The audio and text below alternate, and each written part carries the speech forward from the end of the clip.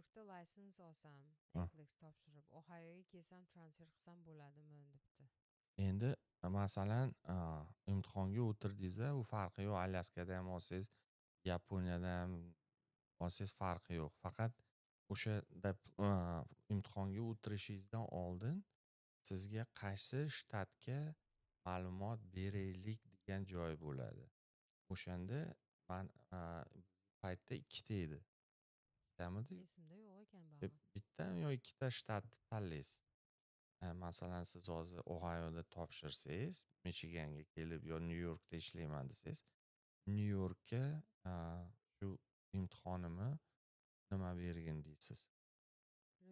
Rezultatini ber deysiz. O'sha rezultat to'g'rima-to'g'ri Nyu-Yorkka boradi. Keyin siz Nyu-Yorkda litsenziyasini olasiz.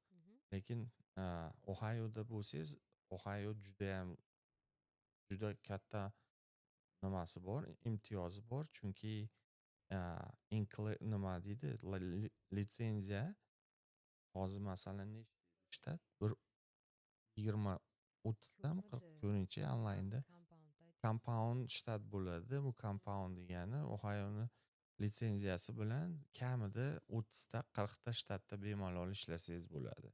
Masalan, unga Nyu-York kirmaydi. Bir bo'lsa Filadelfiya qo'shildi, Pensilvaniya qo'shildi.